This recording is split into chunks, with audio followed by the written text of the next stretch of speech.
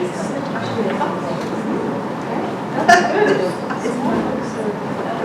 everybody.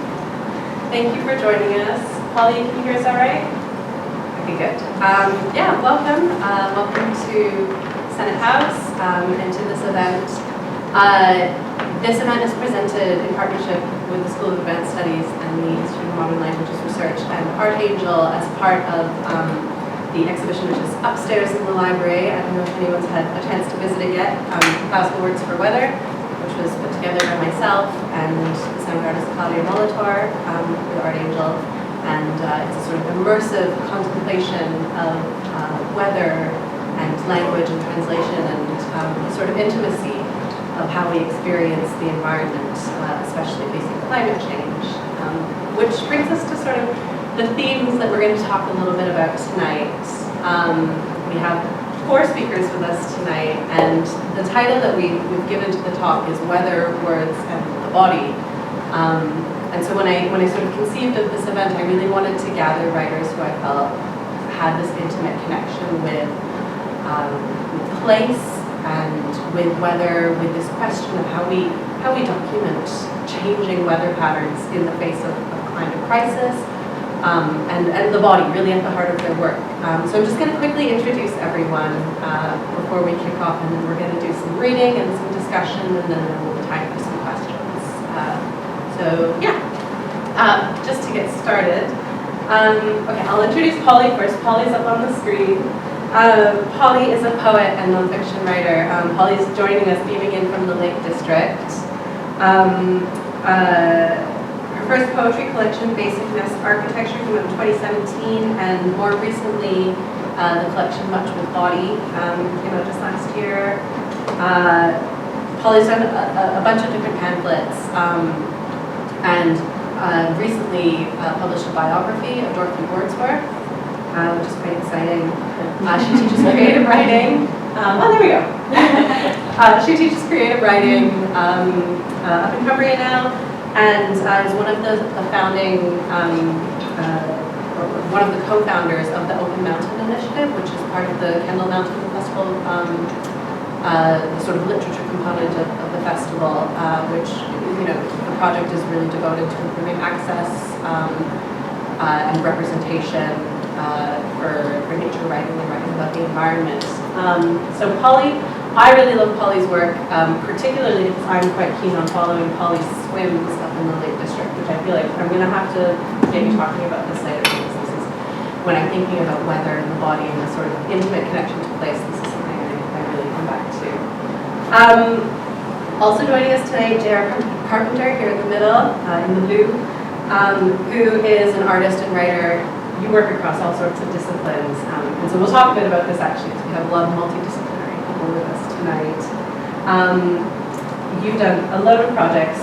There's a couple that I think we'll pick up on tonight. Most recently, the collection This is a Picture of Wind, which was listed in the Guardian's Best Books in 2020. And you are currently, JR is currently working on a project called Weather Reports that is thinking about the weather across media in different forms. So that's something we'll talk about as well. At the end here is Jean McNeil, author of an absurd number of books, 15 books. It's wonderful. Jean has written across all different forms, you know, poetry, novels, nonfiction. Jean's nonfiction book, Ice Diaries, which some of you may know, was developed as part of the, how long did you spend in the British Antarctic Survey? Well, technically you're in residence with me for a year, but in terms of being constant for Right, okay, so as part of a period as writer in residence with the British Antarctic Survey, so we'll talk a little bit about remote weather landscapes. And Jean is also the director of the creative writing program at UEA. Yeah, and right next to me is Amanda Thomson, who's joined us today from Scotland, from the Highlands. Amanda, again, works across various forms. Recently has published a memoir called Belonging, and you've also done the Scots Dictionary of Nature, which is a sort of fantastic I think, tie-in to thinking about words for nature and translations, which I find really exciting. And with Elizabeth Reader here in the audience, microbursts. Did that come out last year, was it? Was it? Okay. Pandemic was strong time for me. So we're thinking about weather across sort of all different media tonight and across all different forms. So I was thinking to get us started, I might ask each of you to give a little bit of a reading. Holly, can I ask you maybe to go first if you'd like to read to us for just a few minutes? I'd love to. So my cat now just exited the room, so I think I can read safely without thinking that she's going to bite me partway through. Well, no, now it sounds like she's trying to get back in again. So I'm going to read a little bit of a lyric essay that I've written on rain for a project called Moving Mountains, which is about nature writing by disabled writers. And it starts with a quote from a song by the Weather Station. I try to wear the world like some kind of jacket. It does not keep me warm. I cannot ever seem to fasten it. Why can't I be the body graceful in the cloth of it? So this is threatening rain on bodies, bad weather, and bad clothing. I want to love the rain. I want to be able to walk out in the rain and ignore it, for it to mean nothing to me. I want to be able to walk out in the rain and ignore my body, for the rain to mean nothing to it.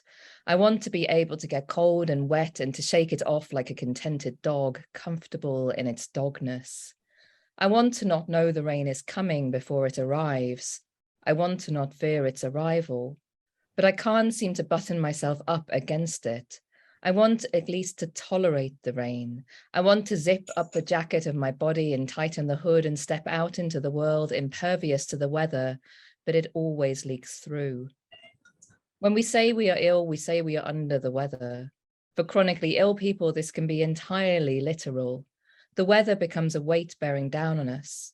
The mood of the sky has a power over the mood of our bodies. Some of us are cold intolerant, some of us are heat intolerant. Some of us shiver all summer, some of us break out in hives at the first sign of spring. Some of us get migraines when a storm is brewing or a wind is building. Some of us store damp in our bones. There are so many ways the weather can wreck us. When our adversary is as vast and omnipotent as the weather, we're forced to face our vulnerability. We can mitigate the offense of temperature shifts. We can take shade or shelter, but we cannot hide from the atmosphere. We know it can hurt us, but we also know we cannot escape it. This is what our bodies teach us about the world, about nature. There is no benign good, seeping healing to draw on. There are simply forces which act upon us, for better or worse. To shut out the noise of their presence, to feel them as nothing but minor inconvenience, to let them run off your body like water from a duck's back. This is a privilege not available to all. When the rain comes, every old injury comes with it, and they are many. Rain is time travel, taking me back to the moment of each injury, when each injury was a catastrophe of unknown magnitude. Rain making each injury new, making all times of injury present. Old injuries rising up from the rain-splattered earth like petrichor, stinking of mortality. Soon I am drenched in them, all the old hurts. I am sodden with pain. They are dripping from the tip of my nose. I cannot see for them. No coat can protect me from this. No umbrella, no shelter. A low comes in and pressure builds in my body. This is reciprocity. You think you are a discrete object, but you are only part of the atmosphere grown concrete. You are air and water enclosed by a border you think is a force field, a kind of armor, but it is more faith than solid matter. It is lacework, moth-eaten and threadbare, unraveling. Everything gets through. A low comes in and the bones in every joint of my body grate against each other like all cartilage has evaporated. My body is nothing but bone scraping bone and nerve ending screaming. A low comes in and my mind clouds over. A low comes in and my veins expand, my muscles wilt, my ligaments swell. The synovial fluid in each joint expands like a door in its frame, and each movement sticks, jolts. It is insupportable. I am an overfilled balloon and the air is all stale. I am gasping for breath in my stretching skin. On the other side of the holy membrane, the sky is a monolith pushing down on me, the stone at the mouth of a tomb rolling into me. And then the rain comes, and I am washed away. Polly.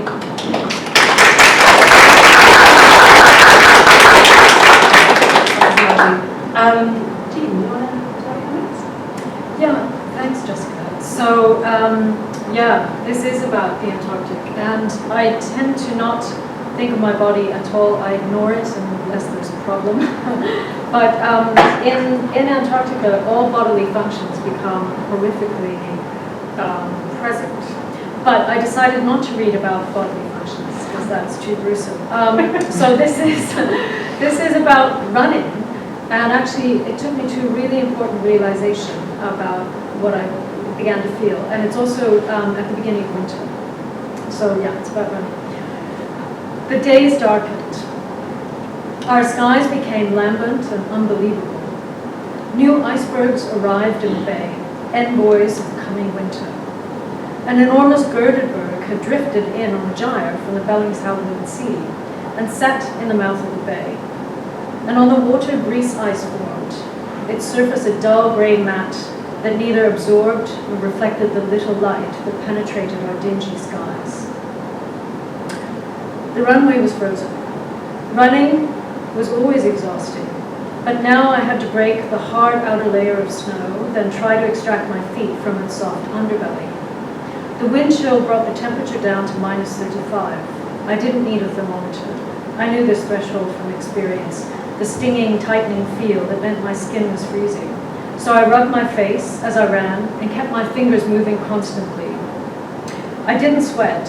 My body wanted to, but any moisture in the Antarctic is instantly freeze-dried, even beneath 3 layers of fleece. But icicles built up on my eyebrows until I was running with a miniature ice sledge on my face. Fur seals had colonized one end of the runway. There they lolled, embarked, and mated. The males were very territorial. A male and his girlfriend wallowed in a moat of snow beside the airstrip. I would try to step gingerly around them, but nonetheless, the males growled and gave chase, slumping along behind me, barking like some computer-animated hybrid dog-seal. Meanwhile, the north end of the runway was claimed by outraged mother skuas who dive-bombed me. So I ran with the shadows of these miniature pterodactyls swirling around my head, flailing my arms in a polar version of the birds. People watching in the cafeteria got a panoramic view of a snow-covered, panting Frosty the Snowman figure, bundled in fleece and a couple of hats, chased by palace guard seal dogs, then set upon by pterodactyls. The field assistants told me that my daily attempts at keeping fit were the only real amusement left on base. What they didn't know was that these daily routines of exhaustion were the only way I could keep myself steady. More than the anti-anxiety pills I'd started to take, even, the runway was my savior. There, shuffling between the fur seals and the skuas, I tried to dissipate my anxiety and strip myself of the cloying, perverse cloak of Antarctic-based time. I hadn't had an anxiety attack in maybe 20 years. The episodes I was having now were so different from the ones I remembered when I first moved to Britain. In the Antarctic, the fear seemed to be generated by my body rather than my psyche. I might have been suffering from claustrophobia and feelings of abandonment, but surely these were not strong enough to produce vomiting and insomnia and the sprinting accelerations of my heartbeat, the blaring, red-eyed fear. I asked myself, or my body, what's wrong? The answer came back. I don't know. Just get me out of here.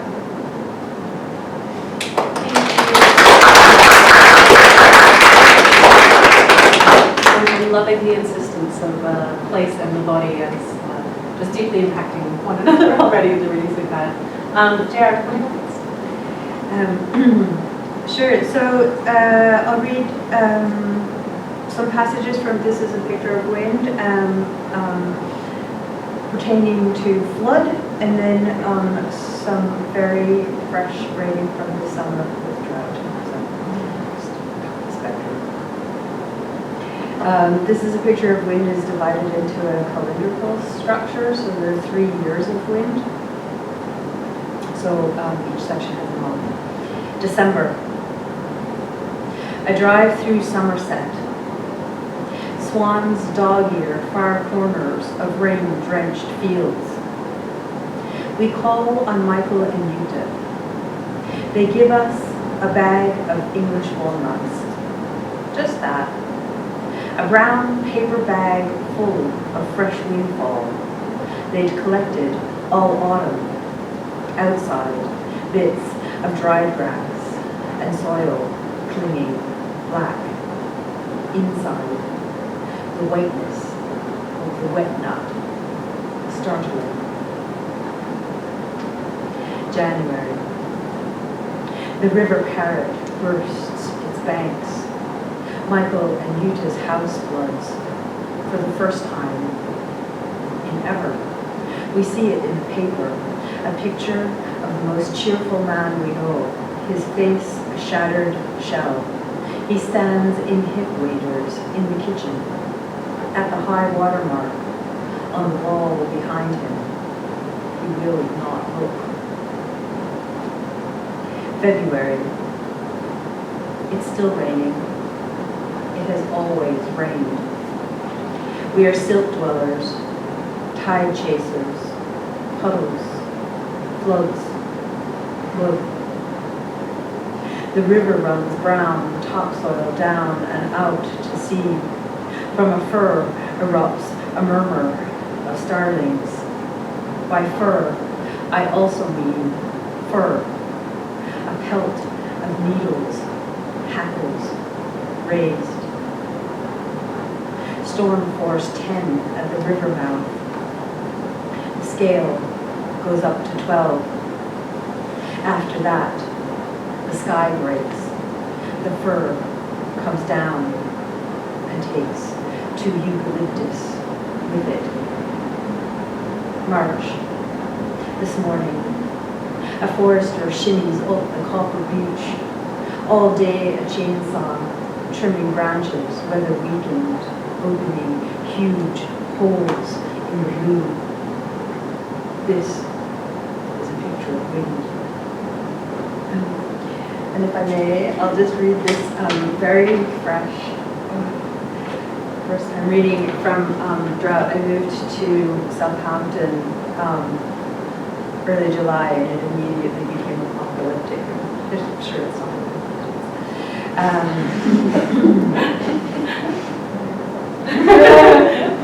It's me. What tricks play on the heart mind to shuffle through leaves burnt, orange fallen in mid-August, under trees still, verdant, grass-worn, bare, beyond the shade, glare, oxeye, high drive, blue sky, open and waiting. What tricks on the body, soft bones, thin skin, mucous membrane cracks open, wakes me with a nosebleed, in a barely breathing, in a long slow, aging. How the heat came, morning, soaking into body. How sweat came, dripping, salt into eye.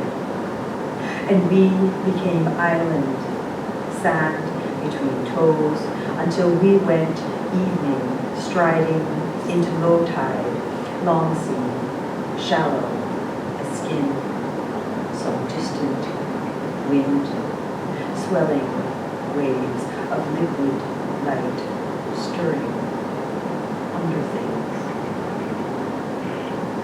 All trains homeward, cancelled by a line-side fire. So I live here now, in sunburn and salt hair, an island pinned to this horizon. I split, double, part shimmer, part cinder, trouble.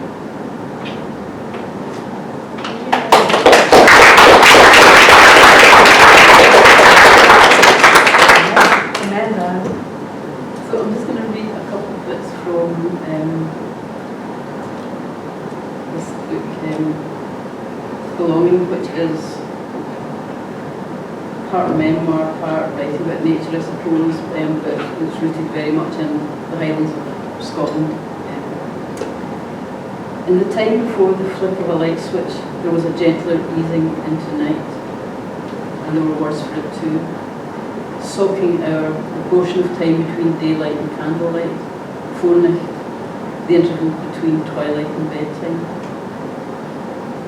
When time stretches beyond the hours of the day to old months of the year, so many of the words and descriptions in old 19th century Scots language dictionaries are rooted in nature and the land.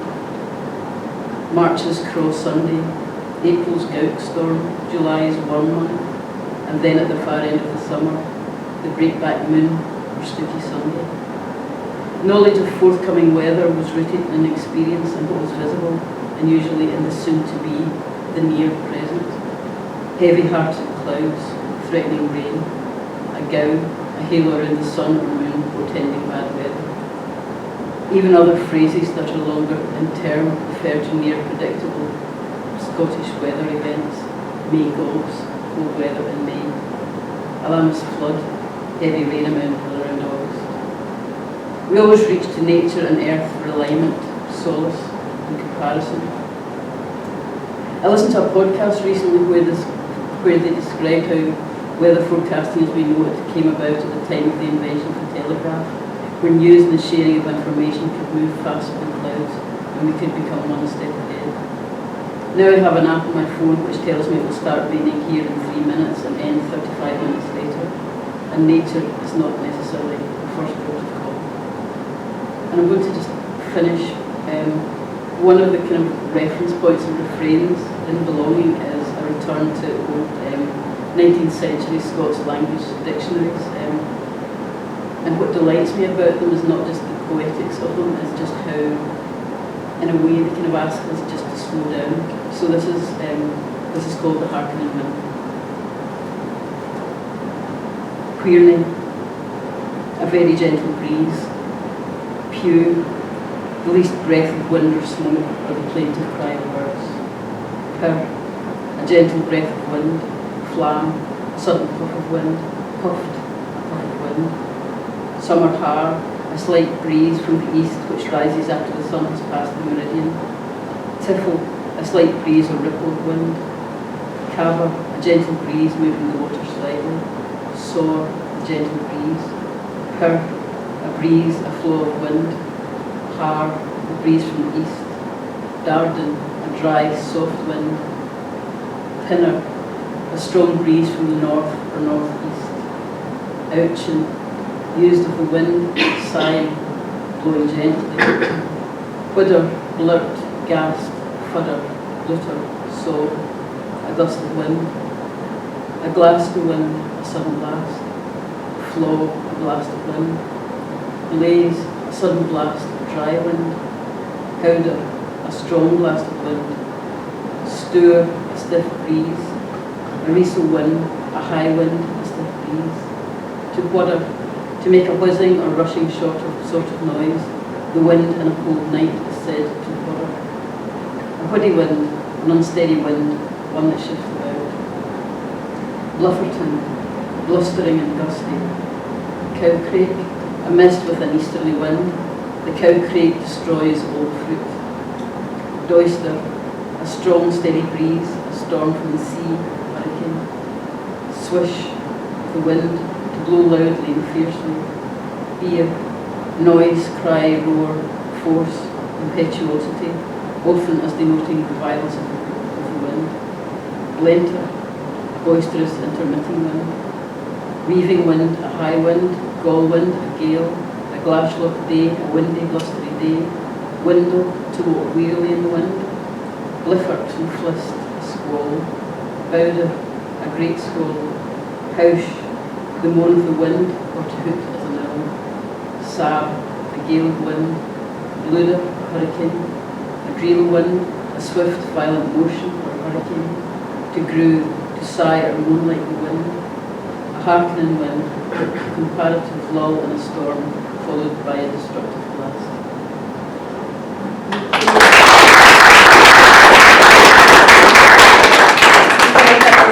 very fortuitous outing of a lot of wind there, which will be, it'll be really compelling to talk about. I think one of the great observations that was made when the installation was being put up in the library upstairs is that because of this building being so tall, the winds around this building are very, very insistent. And so when you're up in the library in particular, there's this sort of added element of feeling like you're in the sky, really amidst the weather. So we'll have to come back to wind. This is really, let's keep that in our minds. Maybe I'll jump in with Polly. I have a question, if that's all right. So in one of the poems that you've written, you described the body as something that I guess you can't, the way you put it, you can't undiscover, right? As something you can't slip out from. And I think your work is so deeply situated, not just in the body, but in the specificity of the Lake District. And for those who follow your swims, very often in your swims, I think one of the things I love is that you document them really, really well. And there is this sense of returning to the same places again and again, across seasons and across sort of conditions of the body and different moments, right? And that sort of, that deep intimacy between body and place. And I like this kind of routine and watchful rhythm, I guess, in your engagement with landscape. And so I'm curious how you feel that connection really just sort of shapes your attention as a writer and the things you're drawn to write about and the ways that sort of interpenetration of body and place works its way into your writing. Does that make sense? Yeah, it does make sense. It's such an interesting question and such a big question as well. So I'll try and do some justice in answering it. So I have, I think, kind of boundary issues in lots of ways that I find it quite difficult to work out where I end and other things begin, which I think is partly to do with my conditions. So I have a connective tissue disorder, which amongst other things kind of affects my sense of the body in space, and I think that informs so much of my writing as well as my experience of the world as well, that kind of question of where I am versus where other things are. And it also informs my relationship with water and why I like to swim as well. So I feel most comfortable in a way when I'm in the water, most kind of physically comfortable. And it's probably the time when I'm least aware of my body as I say in that poem, and walking as kind of baggage that I can't take off, with what my experience often is on land. And then being in the water, kind of being immersed in the water, I always feel is a very different kind of weather to being in the air as well. I know we've spoken before about one of the side effects of my connective tissue disorder is that I have really poor temperature control. So I have various different kinds of failure of the autonomic nervous system, which means that I can't control my own body temperature, which could make swimming in cold water quite hazardous in some ways. But it also means I don't get the cold water thrill that a lot of winter swimmers really thrive on. And I remember when I told you that, you said, well, why do you do it? Why do you do it if you don't get that thrill? And for me, it's because it's always just better being in the water.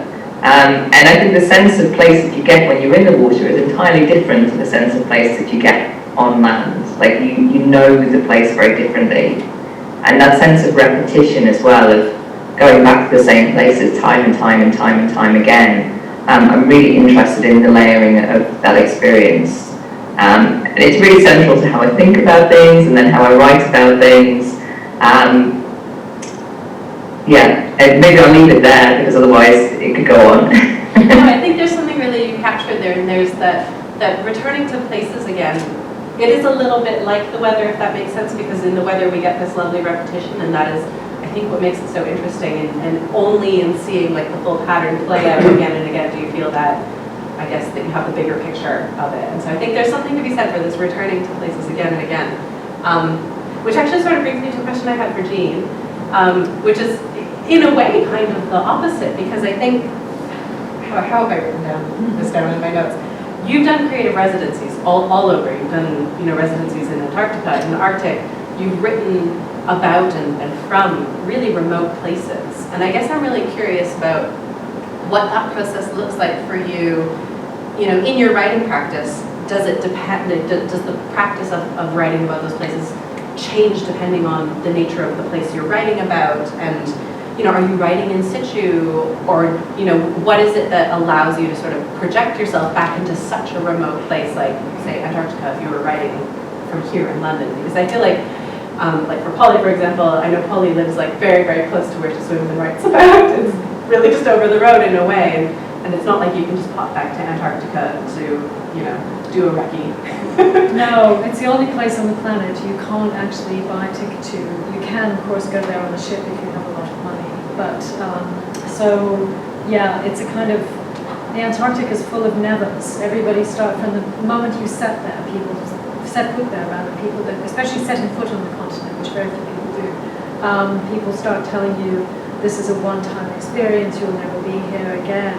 So I've never been very good with nevers. I have to say I have a problem like internalizing nevers, and I automatically start to push against the never and say, yes, I will, I'm going to get back here. So it's yeah, the Antarctic is special in that respect. But to answer your question about being in remote places, the irony is I probably do my best writing, and I've written probably most of my books in my flat in Sturtevington, which is very close to here. So it's an urban environment, obviously, but I have a sort of form of total recall in that I seem to be able to, you know, not be aware of place and write about the place that I've been, where I am not, and do that, I think, convincingly. I'm not fooling anybody, including myself. I rarely write, I am in Antarctica when I'm actually not, you know, so one keeps notes. That's the most basic thing that you do. But about putting oneself in remote places, it's a mystery to me, because I was brought up in a really remote, it's not so remote, but it felt remote because of the way that we lived. So it was in the wilderness, and it was a real trial to even get to town, you know, to get into town. This is in Canada. It was in the 70s when the winter was really harsh. And so I don't know, because all I thought when I was growing up was, get me out of here. Same thing, you know, as my body told me in the Antarctic. So, but I suppose what I'm trying to do, and what it is, commune with the elements in a way that takes me back to some sort of elemental or eternal or original state of mind. And that seems to me more honest a state of being than the one I can muster up in my normal life. But also it's a kind of witness, I was going to say witness protection program. You know, I go to these places because I can. I'm privileged in that sense, where I have the wherewithal.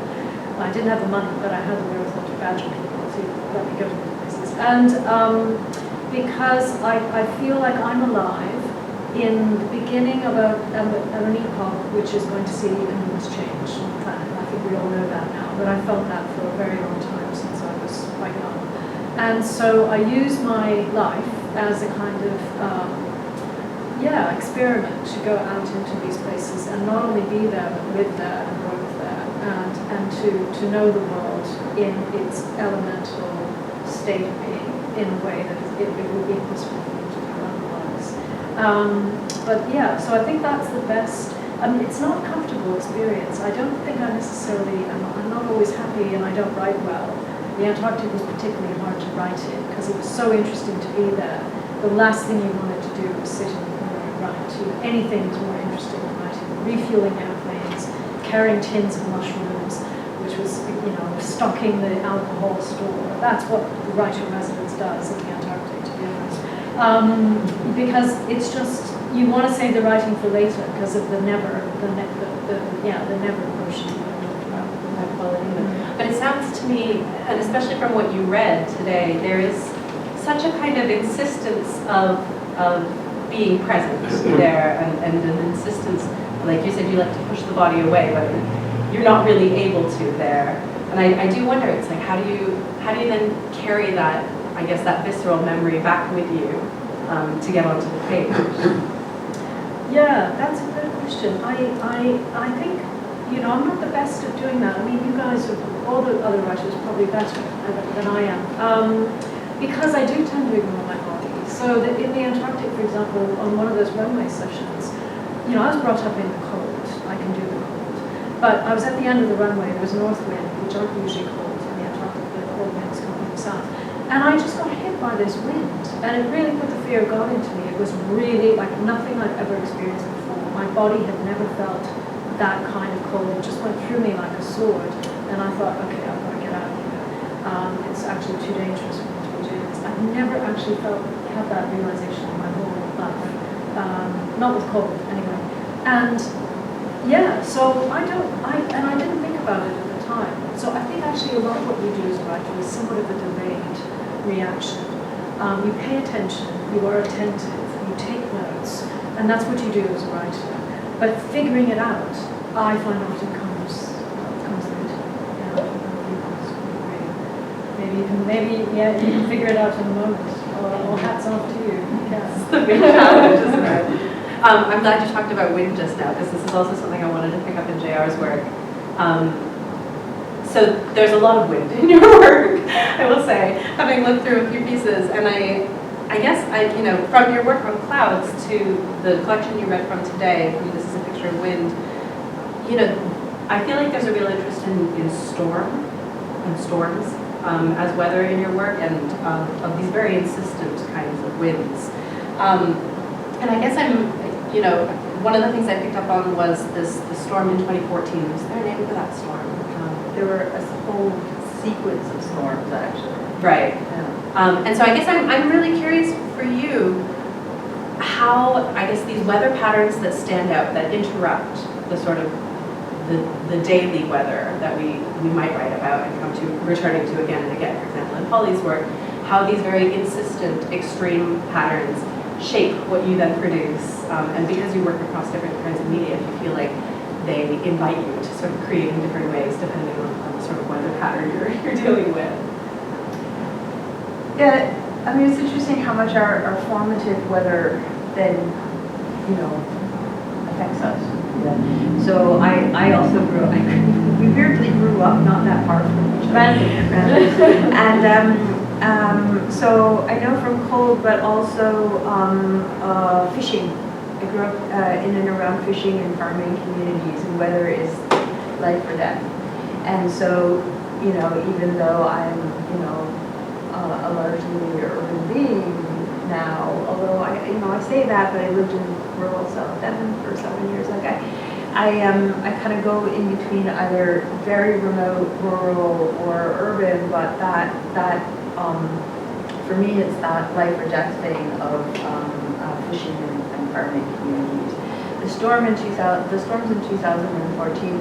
I moved to the UK in 2009, and when you migrate, and I migrated before from Nova Scotia to Montreal. When you migrate, it takes a long. When I migrated to Montreal, I migrated in a leather jacket, and I'm telling you, that was bad. That was not smart, and it was not really warm enough for Montreal weather. I really almost died. And then when it takes a while for your body to catch up or, to arrive. And so, English weather has really affected my memory because it's green all the time, in the South anyway.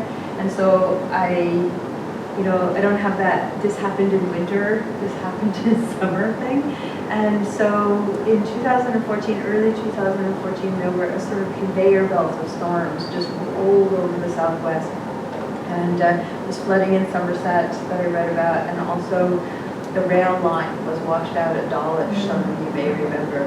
And I lived on the other side of it, and I'm just like, rail replacement bus service, traumatic. It was traumatic. Rail replacement bus service. And actually I was meant to fly to Calgary the next day to do some work at Banff, and I had to call them up, and I was like, I'm not going to make this flight, like, just trust me, I'm not going to make this flight, I'm not going to make this flight. And then the next morning, I sent my colleagues the video of the rail tracks just floating in midair. And so weirdly, it made me felt like I lived there, is what I'm getting at. It ground me to a specific place, you know, after 5 years of feeling, you know, not quite there. And you mentioned the clouds book, so the gathering cloud, and this is a picture of wind, share a paragraph. And it's the paragraph that I read about it's still raining, it has always rained, because that's that storm, and that spawned both of those projects in a way. And in closing, I would add that it's very difficult to write about one weather at a time. So that the cloud book happened first for various logistical reasons. The wind book is based on a digital project that took longer to figure out. But they start from the same event, and it was formative because it was so, you know, so visceral, and it affected, you know, it affected how I lived, and so it made me feel like I lived in a place. If that makes sense. Yeah, and I think there is something, at least from my experience, that feeling of being able to write about a place always feels a little bit like if I could grow roots, like I'm shooting them into the ground a little bit just in that process of writing about a place. It helps me at least generate that feeling of connection and belonging. So I completely understand that. Yeah, Amanda, I'm going to come to you now, if that's all right. I feel like your work is really suffused with close attention to very specific places, where you live in the Highlands and in and around Glasgow, where you grew up. And, you know, there is that sort of close watchfulness of transformation, I guess, across the seasons. And I think I've seen this in your work, at least, across different mediums. So in the memoir, I've seen you do film work and photography, and I'm really curious for you how each of those different approaches that you take in your work allows you to perhaps draw something different or something similar, and when you might feel called upon to sort of use one or another. Yeah. I mean, it's interesting how, Jean, you were talking about writing at someplace remote, and I'm very much writing at someplace I'm rooted in, and particularly during lockdown, I was rooted in the Scottish Highlands, near Abernethy Forest. And I think for me, there's always that question of when you're writing about the same place, or you're looking at the same place and listening to the same place again and again and again, just these different registers that you experience. So sometimes the weather will really come to the fore. Sometimes the weather might be there, but it's actually the light that the weather causes. Or sometimes the experience of walking in the wind or making decisions that actually it's too windy, so I'm not going to walk through the forest today because I don't want branches to fall on me. Or the experience of walking through the forest after a heavy snow, or walking through the forest after particularly strong wind when you notice branches that come down. So there's something about the attention that shifts and changes that I think is really pertinent to how I see and experience things, but then that also affects the work that I make. So there is a tree that's an older tree that's just outside, and I feel outside my garden, and there's, by happenstance, there happens to be a fence post. And so what I used to do for about a year and a half was to take my camera and just go out and sit the camera on the fence post and film it for 5, 10, 20 seconds at a time. So by the end of the year and a half, I had, hours probably worth of the story of this tree. But what I was able to do then is just to parse these clips together to have this kind of story of how the tree shifts and changes over time. So weather, of course, came into it, but so did just the changing light. So did things like how during the winter the sun was never high enough, so the shadows completely transformed how the tree looks, how at one point the light kind of came directly, the sun came directly behind the tree and kind of almost like you saw kind of the skeleton of the shape of it rather than the leaves.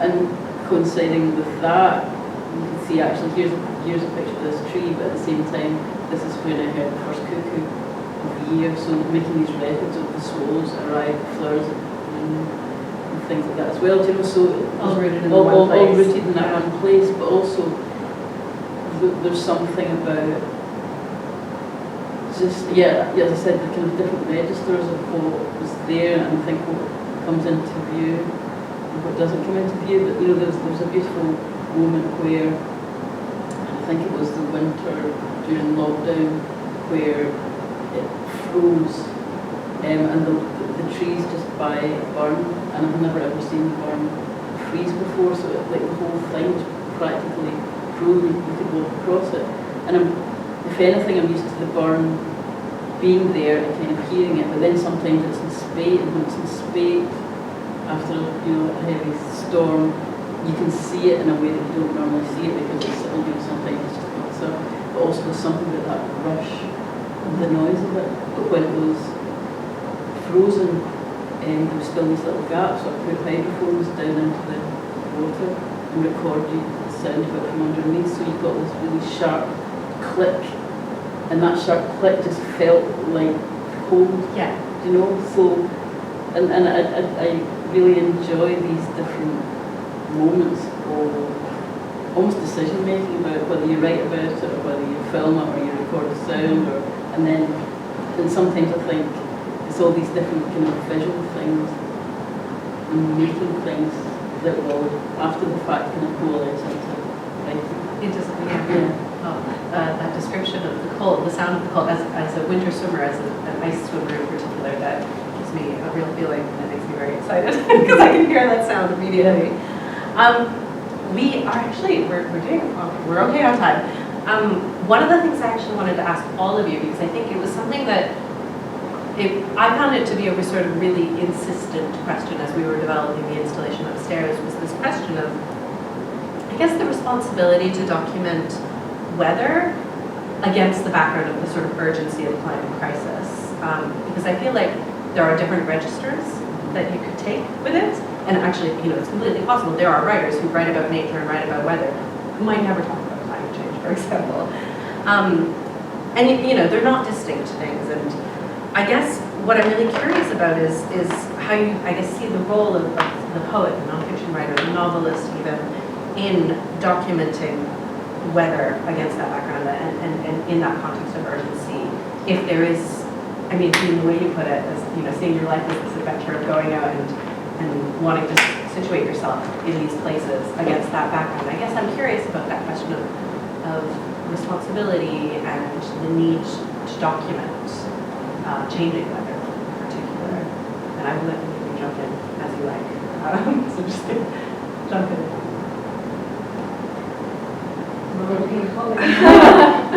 We're actually looking at the screen, but Polly, it's very confusing. I'm happy to say something. I think it's really interesting. So I originally moved to the Lakes to do a PhD, which is looking at the history of writing about the area.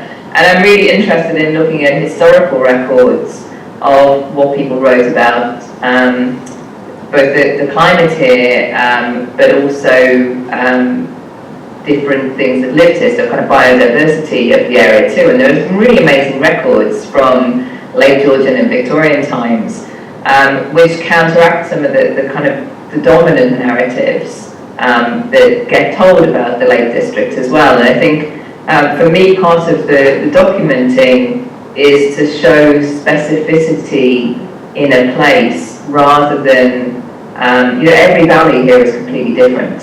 And that often kind of gets forgotten.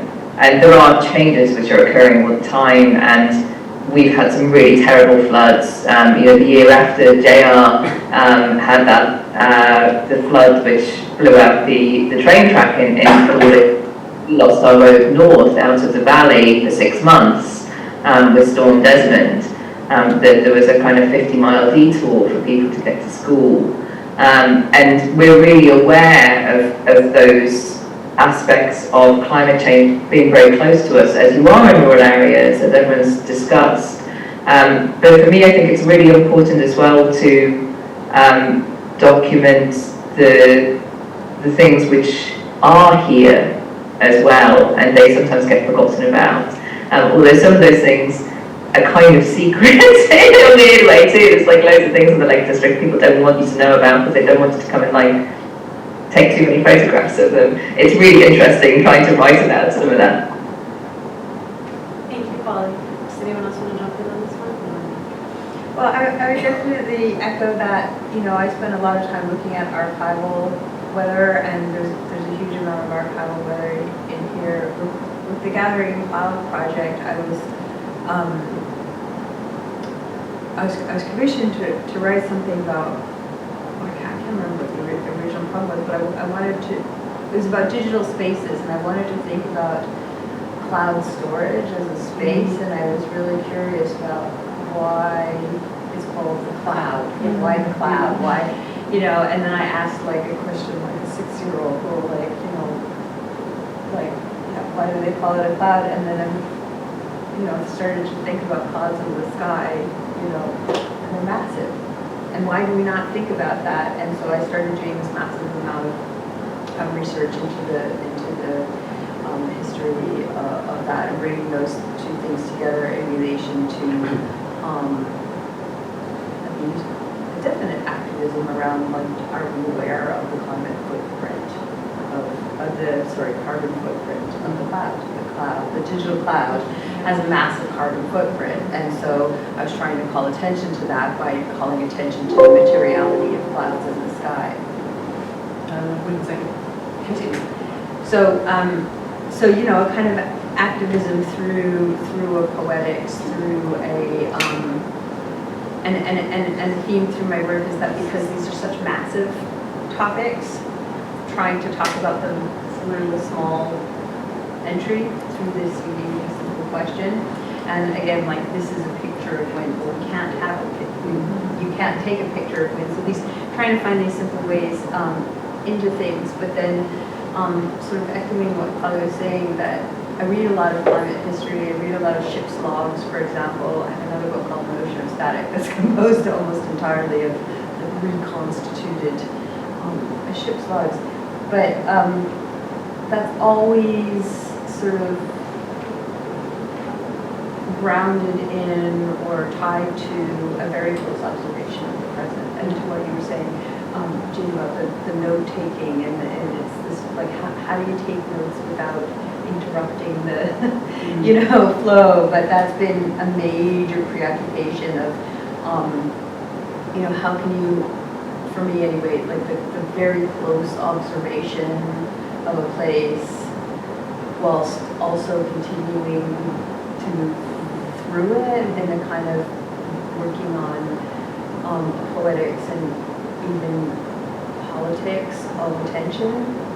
And Kathleen Jamie actually has a short essay about where she asks, can a simple act of paying attention be considered a political act? And I really think it can. So this kind of, attention to an ever-present, like a now and a now and a now and a now, so like how do you write into a now? That is continuously escaping it. I mean, the weather is always now, but it's always already happened and it's always about to happen. So it's this kind it's of... just like the present moment and the mind's experience of the present moment, which lasts slightly less than 3 seconds, apparently. And then you're in the next present.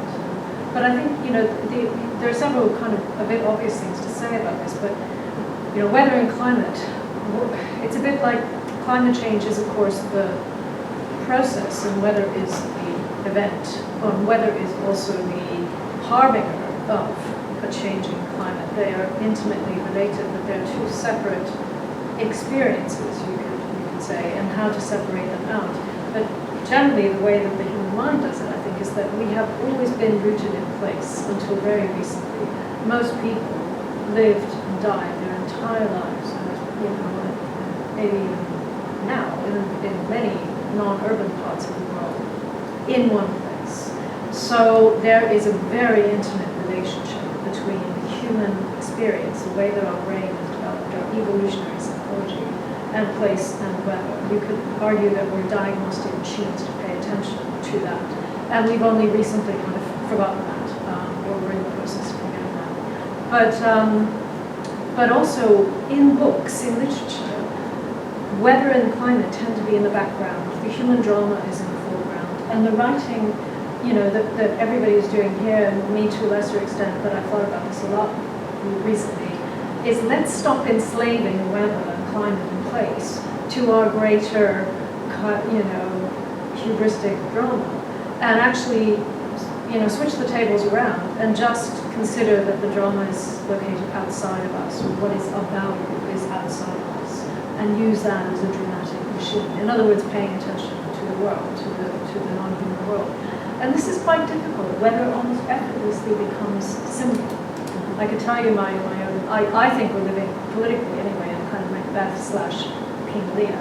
You know, all disastrous political events recently, like the Brexit vote, have been presaged by terrible thunderstorms. And actually yesterday, a partial eclipse of the sun, you know, just as the anointment of Rishi Sunak and he goes and sees King Charles takes place. I'm just like, okay. Absolutely. Something Okay. I see a pattern. I think there's also something about, I think attention is really important. And I think what each of us does in different ways is to bring attention to the everyday. But the shifts and changes in the everyday, I think, are important. I think we quite often talk about shifting baselines as related to biodiversity, but shifting baselines in relation to climate and climate change and what we experience. So, like for me, the shock of coming down to London in the summer and experiencing no grass whatsoever, you know, like that, just these kind of moments in 400 or 500 miles north to south, and even where I am in the Highlands, there's places now where there've been marshland for as long as I know them, but the water levels still haven't risen back, you know, but it all kind of looks fine, but the water table is kind of lower than it used to be. So there's something about how you draw attention to these things, but also draw attention to these things that are happening that don't necessarily seem extreme for us, but nonetheless they're indicative, I think, of some kind of change. Yeah. And that drawing attention, I think that's the most important thing. Yeah, and I mean, in a way, it's this question of playing with expectations, right? Like, yeah. If I could just add that before I moved to Southampton, and I was in North Yorkshire for a long stretch over the year, and I was walking in a river that I finally figured out was moving, a portion of it moved through an ancient coral reef. And it really messed me up. Like and so I was so this daily attention and walking and everything, I'm doing that, yeah. But also in a fossilized coral reef. So that kind of deeper time thing where you think, oh, you're paying attention and you're noticing these microshifts and whatever, and then you're like, whoa, like I don't know, these chasms open up Between space and time, Yeah. In the interest of time, I want to ask, does anyone in the audience have any questions? You don't have to be shy. Do. Okay, yeah, over your back. I'd just like to pick up on your last question, because everyone's talked and read very eloquently about sort of embodied experience of the weather, and you're kind of seem to be drawing, I mean, there's a rich history of language about the weather. And then when we move on to climate, it seems like there isn't that richness of language.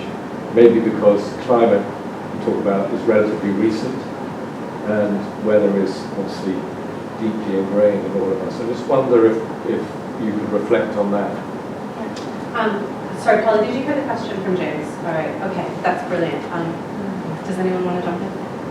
Yeah, I don't know if I agree with that though, because you know, if you do look over, you know, I'm working with hundreds of years worth of ship's logs, for example, and there really is a sense the climate isn't quite as recent as we think. One of my colleagues just did his PhD title was "What is Climate?" and Straightforward. yeah, no, really. I mean, it's going to be a great book. But I think that, you know, there becomes a language for climate when we're looking over these longer scales.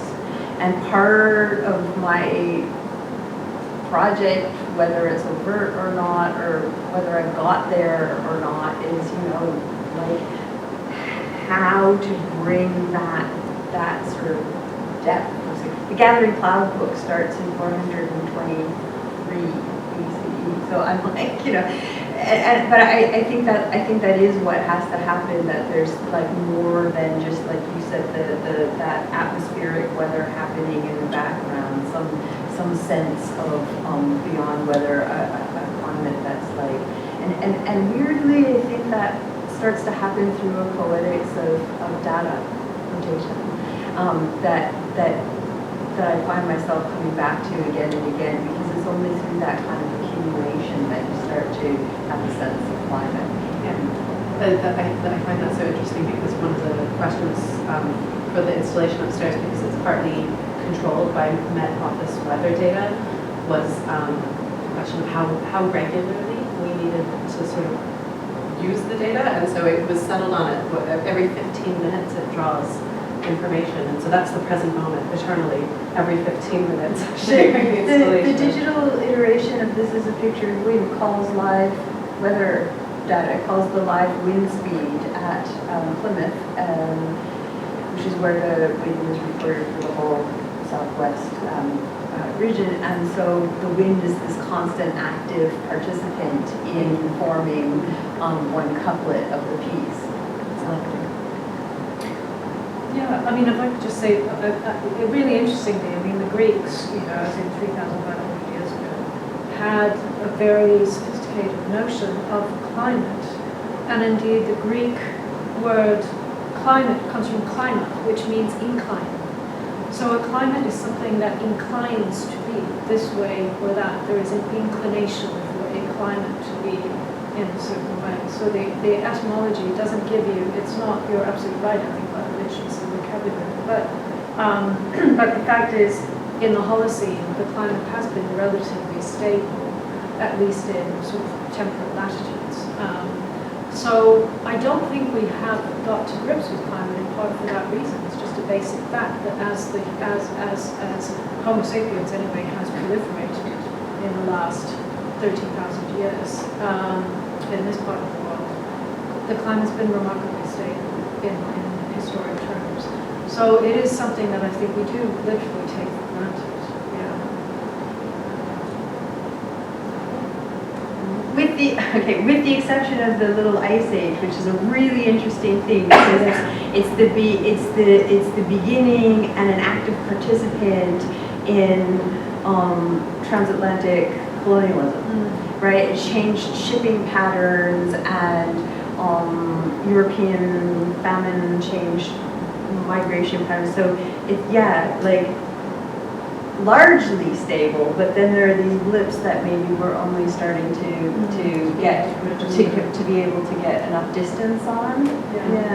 Yeah, I think that's a really important point, that, you know, our proximity to the thing makes us a bit blind to it, and it's only as we get.